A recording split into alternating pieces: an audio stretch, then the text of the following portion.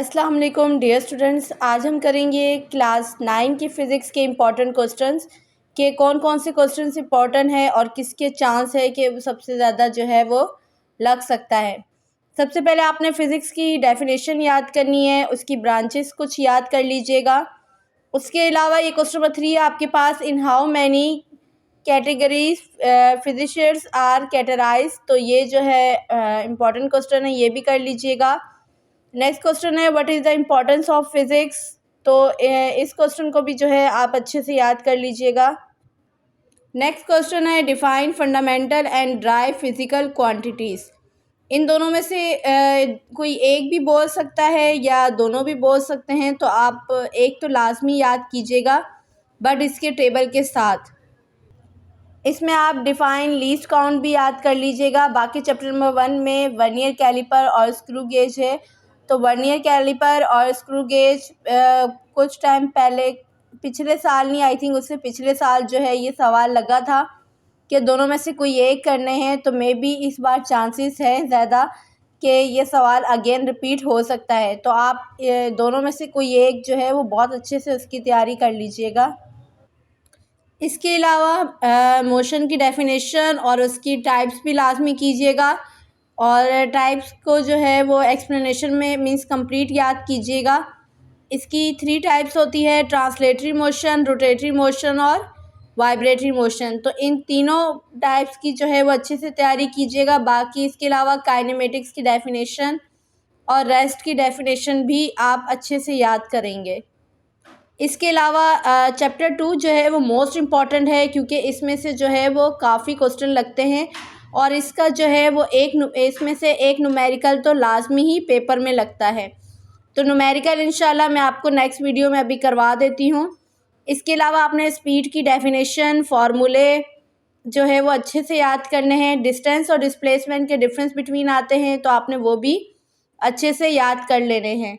इसके अलावा इस चैप्टर में है वेलोसिटी, एक्सेलरेशन। तो ये मोस्ट इम्पॉर्टेंट टॉपिक्स हैं, तो आपने इन टॉपिक्स की अच्छे से तैयारी करनी है। इनके यूनिट्स और इनके फार्मूले अच्छे से याद कर लीजिएगा। और अगर हो सके तो आप वेलोसिटी या स्पीड या एक्सेलरेशन, इन दोनों में से जो है किसी एक की टाइप्स भी अच्छे से याद कर लीजिएगा।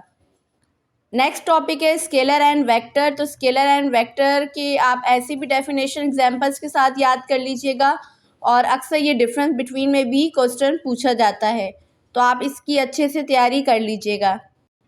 बाकी चैप्टर 2 में 3 इक्वेशन है, वो मैंने आपको पहले भी बताई थी कि तीनों में से एक तो लाजमी लगती है। स्पेशली 2 और फर्स्ट जो है वो मोस्ट इम्पॉर्टेंट है, तो आप इन तीनों की अच्छी से तैयारी कर लीजिएगा, कोई एक तो लाजमी लगेगी।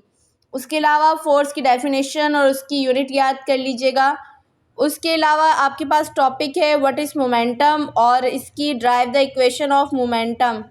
तो ये भी मोस्ट इम्पॉर्टेंट है, तो आप जो है इसकी भी अच्छी से तैयारी कर लीजिएगा। नेक्स्ट टॉपिक है explain the law of conservation of momentum. ये तो मोस्ट इम्पॉर्टेंट क्वेश्चन है, तो इसकी आपने डेरिवेशन की अच्छे से तैयारी करनी है। बाकी आपने सेकंड लॉ ऑफ मोशन भी अच्छे से याद करना है, और ड्राई फिट्स एक्सप्रेशन फर्स्ट और थर्ड बहुत कम ही लगते हैं, लेकिन ज़्यादातर ये है कि सेकंड ज़्यादा लगता है। इसके अलावा आपने इनर्शिया का टॉपिक भी अच्छे से याद कर लेना है कि ये भी अक्सर लग जाता है पेपर्स में। उसके अलावा आप मास एंड वेट की डेफिनेशंस भी याद करेंगे, और इसके यूनिट्स भी अच्छे से याद कर लीजिएगा और फार्मूले भी। नेक्स्ट टॉपिक है आपके पास सेंट्रीपिटल फोर्स। ये भी मोस्ट इम्पॉर्टेंट है, इसकी भी आप डेरिवेशन की अच्छी से तैयारी कीजिएगा। इसके अलावा आपके पास टॉपिक है फ्रिक्शन की डेफिनेशन और उसकी टाइप भी मोस्ट इम्पॉर्टेंट है, और एडवांटेजेस और डिसएडवांटेजेस ऑफ फ्रिक्शन भी मोस्ट इम्पॉर्टेंट है। इसके अलावा डिफरेंस बिटवीन है रोलिंग फ्रिक्शन और स्लाइडिंग फ्रिक्शन, तो इसकी भी आप अच्छे से तैयारी कर लीजिएगा, इसको एक नज़र याद कर लीजिएगा। नेक्स्ट क्वेश्चन नंबर 5 है डिफाइन रिजल्टेंट ऑफ फोर्सेस। तो ये भी मोस्ट इम्पॉर्टेंट है, आप इसकी भी अच्छे से तैयारी कीजिएगा। नेक्स्ट टॉपिक है रेजोल्यूशन ऑफ फोर्सेस। ये भी मोस्ट इम्पॉर्टेंट है। नेक्स्ट क्वेश्चन नंबर 10 और 11, ये भी मोस्ट इम्पॉर्टेंट क्वेश्चंस हैं, तो आप इन डेरिवेशंस की भी अच्छे से प्रैक्टिस कीजिएगा। इसके अलावा आपके पास ये रीज़न आ जाता है हाउ इज़ द सीस ऑफ बैलेंस, तो इसको भी आप एक नज़र अच्छे से देख लीजिएगा। उसके अलावा आप जो है प्रिंसिपल ऑफ मोमेंटम जो है उसको भी देख लीजिएगा एक नज़र। उसके अलावा टॉपिक है एक्विलिब्रियम और जो है इसकी काइंड्स ऑफ एक्विलिब्रियम्स, ये भी मोस्ट इम्पॉर्टेंट क्वेश्चन है, तो इसकी भी आप अच्छे से तैयारी कीजिएगा। कंडीशंस ऑफ एक्विलिब्रियम, ये टॉपिक भी काफ़ी बार आ चुका है और ये आता भी है। नेक्स्ट टॉपिक है हुक्स लॉ। हुक्स लॉ भी मोस्ट इम्पॉर्टेंट टॉपिक है, तो ये टॉपिक भी आप अच्छे से याद कीजिएगा। इसके अलावा आप इलास्टिक लिमिट भी अच्छे से याद कीजिएगा, प्रेशर और उसका जो फार्मूला है और यूनिट, ये इस टॉपिक को भी आप अच्छे से रीड कर लीजिएगा। उसके अलावा है टॉपिक डेंसिटी और पास्कल लॉ, ये तो मोस्ट इम्पॉर्टेंट है, इसकी आप बहुत अच्छे से तैयारी कीजिएगा। नेक्स्ट टॉपिक है describe the working of hydraulic press, तो ये भी मोस्ट इम्पॉर्टेंट है। नेक्स्ट टॉपिक है derivation of Newton's law of gravitation, most important question. बाकी आप ये रीज़न भी देख लीजिएगा, which force causes the moon to move in orbit around the earth, तो इस टाइप के जो है वो रीज़न आपसे पूछ सकता है। इसके अलावा आपके पास आ सकता है कि by using Newton's law of gravitation find the mass of the earth, ये भी मोस्ट इम्पॉर्टेंट क्वेश्चन है। बाकी आपका टॉपिक आर्टिफिशियल सैटेलाइट, ये भी इम्पॉर्टेंट है, इससे रिलेटेड आपसे वो रीज़न पूछ सकता है, तो आपने इस टॉपिक की भी अच्छे से तैयारी करनी है, सैटेलाइट की भी, तो इनमें से मे बी वो आपसे क्वेश्चन पूछ ले या रीज़न भी आ सकता है। इसके अलावा एवापोरेशन का भी टॉपिक जो है वो इम्पॉर्टेंट है, और फर्स्ट में जो क्वेश्चन नंबर 5 है reason how can a matter change it's states, तो ये भी मोस्ट इम्पॉर्टेंट है। इसके अलावा जो है आप melting point, boiling point, condensing, freezing, evaporation, इन सब की डेफिनेशंस को जो है वो अच्छे से याद कर लीजिएगा। इसके अलावा क्वेश्चन नंबर 12 में टॉपिक है डिफाइन ब्राउनियन मोशन, तो ये भी मोस्ट इम्पॉर्टेंट है। बाकी क्वेश्चन नंबर 16 और 17 ये जो रीज़न है इनको भी आप एक नज़र देख लीजिएगा, क्योंकि फ़िज़िक्स में अक्सर रीज़न भी पूछे जाते हैं, तो रीज़न्स भी आपको आने चाहिए। बाकी आपके पास जो है बॉयल्स लॉ और चार्ल्स लॉ का टॉपिक है, तो आप उन दोनों की भी अच्छे से तैयारी कर लीजिएगा, उनमें से वो कोई सा भी एक पूछ सकता है, और इससे रिलेटेड न्यूमेरिकल भी लाजमी आता है, तो आप इसके न्यूमेरिकल की भी अच्छे से तैयारी कीजिएगा। इसके अलावा define work, right it's formula in unit, ये भी मोस्ट इम्पॉर्टेंट टॉपिक है। इसके अलावा क्वेश्चन नंबर 6 भी इम्पॉर्टेंट है, name the different forms of energy, वो आपसे ये भी पूछ सकता है।